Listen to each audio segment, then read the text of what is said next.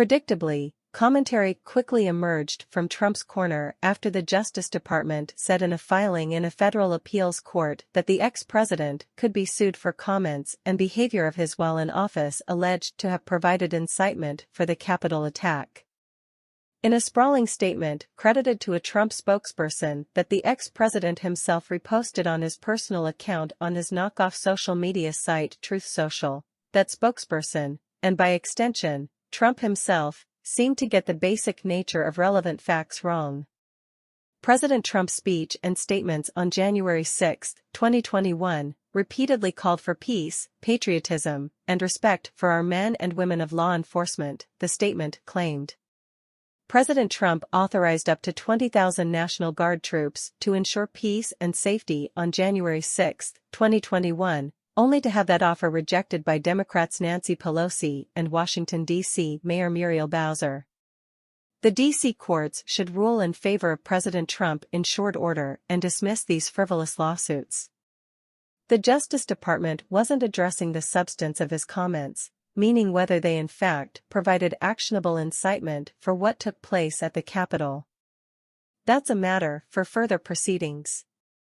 Rather, department staff were speaking to the prospect of suing Trump at all.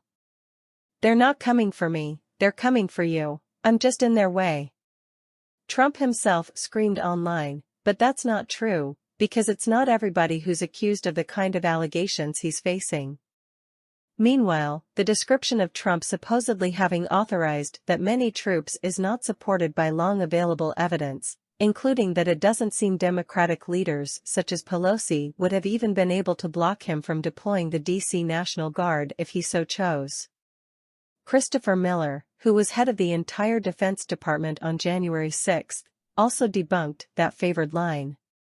"I was never given any direction or order or knew of any plans of that nature," he said, discussing the idea of tens of thousands of troops readying to protect the Capitol.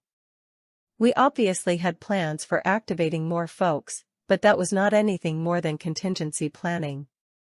There was no official message traffic or anything of that nature."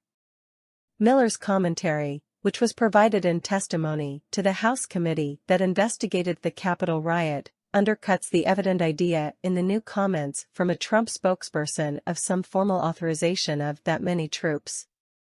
It's not even clear Pelosi would have been directly involved in deciding on these sorts of security questions at all.